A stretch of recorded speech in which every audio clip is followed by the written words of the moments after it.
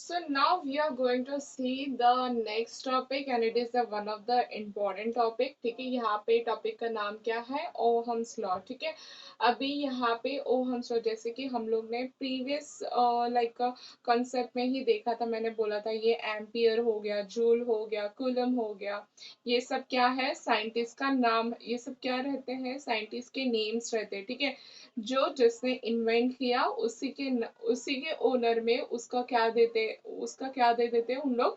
Unit mention कर देते हैं उसी के नाम से. ठीक है, अभी सपोज आगे जाके आप लोग ने कोई डिस्कवरी किया किसी चीज के बारे में. ठीक है, तो उन लोग क्या करेंगे? आपके ओनर, फॉर दैट ओनर आपको वो क्या कर देंगे? आपके नाम से वो क्या कर देंगे? वो आपने जो भी डिस्कवरी किया उससे वो फेमस हो जाएगा. ठीक है, सो यहाँ पे again it is the name of the scientist. Ohm law is किसने डिस्कवरी किया था? जॉर्ज साइमन ओहम ने वो क्या किया था? He is a French scientist. ठीक है, उसने डिस्कवर किया था. Because of that he discover that law. उसके वजह से उसका नाम क्या दे दिया? Ohm's law. ठीक है, एक्चुअल में वो होता क्या है? It is a relationship between, किसके रिलेशनशिप बिटवीन है? Current and the potential difference के. यहाँ पे मैंने सिंबॉलिक फॉर्म में यूज किया. सो आगे जाके ये क्या छोटा सा एक डेरिवेशन है, तो उसमें आपको और बेटर अंडरस्टैंडिंग मिलेगा. ठीक है, इट इज व्हाट, यहाँ पे एक छोटा सा क्या है? स्टेटमेंट है. ठीक है, वो देख लेते हैं. It is what relationship between the current and the potential difference between the two points. ठीक है, वही वो जो रिलेशन बताया गया है इन दोनों के बीच में, किसने बताया है? जॉर्ज सैमन ओहम ने. उसी को हम लोग क्या बोलते हैं? ओहम लॉ बोलते हैं. ठीक है, नेक्स्ट है यहाँ पे उसका स्टेटमेंट और अच्छी तरह से नीचे स्टेटमेंट दिया है. Physical state of a conductor. अभी यहाँ मेन वर्ड आ रहा है physical state of conductor. Means word जो भी तुम लोग ने वायर लिया. ठीक है, यहाँ पे क्या था? रिलेशन वायर था. ठीक है, एक वायर था. अभी इलेक्ट्रिक करंट किस में से फ्लो होगा? वायर में से ही होगा. तो उसका फिजिकल स्टेट ऑफ कंडक्टर हम लोग क्या कर देंगे? कांस्टेंट कर देते हैं. ठीक है, अगर इसका physical state of that conductor का ही हम लोग ने कांस्टेंट कर दिया, इसका मतलब क्या होता है? उसका जो टेम्परेचर हो गया, वो जो टेम्परेचर हो गया, क्रॉस सेक्शनल हो गया उसका वायर का. ठीक है, वो सब हम लोग ने क्या कर दिया? उसका कांस्टेंट कर दिया है. ठीक है, वो मटेरियल का. इसका मतलब ये होता है. ठीक है, that is nothing but what? Current flow in the is directly proportion to the potential difference between the two end. उसको हम लोग क्या, उसने क्या किया है? साइंटिस्ट ने ये स्टेटमेंट बताया है. फिजिकल स्टेट ऑफ कंडक्टर को हम लोग क्या करते हैं? कांस्टेंट रखते हैं. तो क्या हो जाएगा? करंट जब फ्लो होगा, ठीक है, वो क्या हो जाएगा? डायरेक्टली प्रपोर्शन हो जाएगा. किसके? Directly proportion to the potential difference between the two end. ठीक है, अभी ये होप सो आपको समझ गया होगा. ये statement, the name of the scientist, ये और एक छोटा सा ये स्टेटमेंट था जो कि हम लोग क्या करने वाले हैं अभी आगे जाके? डिराइव करने वाले हैं. ठीक है, छोटा सा डेरिवेशन है, उससे हमें पता चलेगा ओम्स लॉ की फॉर्मूला एक मिलेगा हम लोग को. फिर उसके एसआई यूनिट्स देख लेते हैं हम लोग. ठीक है, so this is a small derivation related to the Ohm's law. अभी हम लोग देख लेते हैं. जैसे कि अबाउ स्टेटमेंट में हम लोग ने क्या बोला था? current is directly proportion to the potential difference between the two point, right? तो that is nothing but हम लोग किस तरह से लिख सकते हैं? current is nothing but I, जैसे कि मैंने आपको पहले ही बोला था, current is nothing but I is directly proportionality का साइन कैसा है? ये है. ठीक है, और is directly proportion to what? Potential difference से वो क्या है? डायरेक्टली प्रोपोर्शन है. वो हम लोग ने लिख दिया. आफ्टर दैट ये जब प्रोपोर्शनलिटी का सेकेंड स्टेप में अगर ये प्रोपोर्शनलिटी का साइन मेरे को हटाना है तो उसको किससे इनटू करना पड़ेगा? हमें एक कांस्टेंट टर्म से हमें क्या करना पड़ेगा? इनटू करना पड़ेगा, जो that is nothing but what? के. अभी इसके जगह पे क्या आ गया?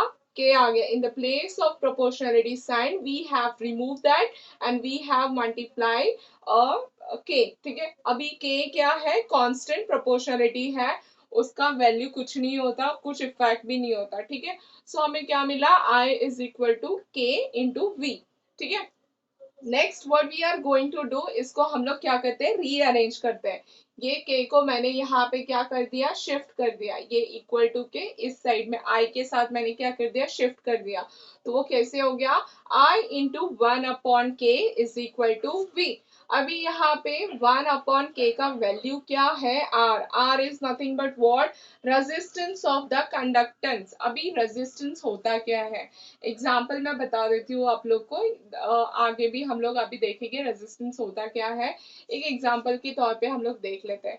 सपोज यहाँ पे एक पाइप है, ठीक है, हम लोग गार्डनिंग में पाइप लाइक वाटर करते हैं, राइट, पाइप के थ्रू। तो कैसा रहता है, अगर स्ट्रेट पाइप रहेगा, ठीक है, अगर यहाँ से जो टैप है, टैप से हम लोग ने कनेक्ट किया वो आपका किसको, पाइप को, जो स्ट्रेट रहेगा, जब वो स्ट्रेट रहेगा तो यहाँ पे पानी भी कैसा रहेगा, फोर्सफुली आएगा, ठीक है, एकदम ज्यादा स्पीड में आएगा पानी, राइट। अगर वही मैंने ये पाइप को क्या कर दूंगी, अगर ये राउंड कर दूंगी, ऐसे कर दूंगी, मोड़ दूंगी, ऐसे ऐसे करके यहाँ पे आएगा, तो यहाँ पे जो पानी का फोर्स आएगा तो वो कैसे होगा, थोड़ा कम आएगा। बिकॉज ये देखो इतने सारे उसमें क्या बन गए, नॉट्स बन गए, इतने सारे राउंड राउंड करके उसके बाद में यहाँ पे पानी आएगा। तो जो जो फर्स्ट स्पीड से आना चाहिए था उससे ये स्पीड कैसी हो जाएगी, कम हो जाएगी, ठीक है। उसी तरह से अगर मैंने इसके अंदर क्या लगा दिया, रेजिस्टेंस लगा दिया, मीन्स एक वायर है, जो ये वायर के अंदर से एक करंट जाएगी, पहले फास्ट जाएगी, ठीक है। अगर मैंने इन the place of that wire के बीच में क्या डाल दिया, मैंने रेजिस्टेंस डाल दिया, ठीक है। ये सिंबल को क्या बोलते हैं हम लोग, रेजिस्टेंस बोलते हैं, ठीक है। तो क्या हो जाएगा, अभी तुम्हारी जो करंट है तो कैसे आएगी, यहाँ से यहाँ पे इलेक्ट्रॉन से यहाँ पे से ऐसे ऐसे करके आएगी, तो मीन स्पीड कैसे हो जाएगी, थोड़ी कम हो जाएगी, ठीक है। सो ये आगे और अच्छे से हम लोग देखते हैं रेजिस्टेंस एक्शन में क्या होता है, ठीक है। In the place of one upon K what we can going to write, we are going to write the R, ठीक है। हम लोग ने लिख दिया आई का आई इंटू, और वन अपॉन के जगह पे हम लोग ने क्या लिखा, आर लिखा, एज इट इज, बाकी सब जो भी है एज इट इज रहेगा, ठीक है।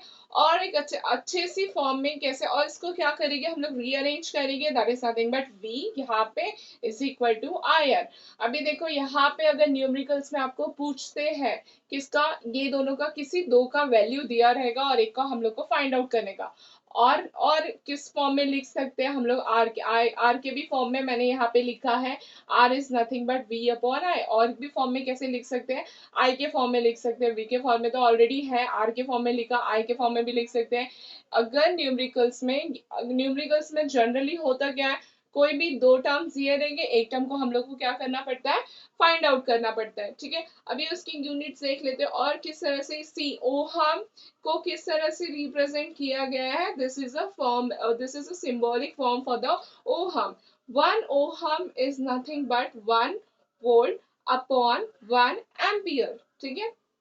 ये प्लीज अच्छे से याद रखना। So here we have completed ohm का, हम लोग ने डेफिनेट लाइक स्टेटमेंट देखा, ठीक है, क्या था ओहम का, अच्छे से हम लोग ने डेरिवेशंस भी देखा, और ये छोटा सा उसका और एक फॉर्मूला है, ठीक है। So hope you understand this ohm law clearly. Thank you.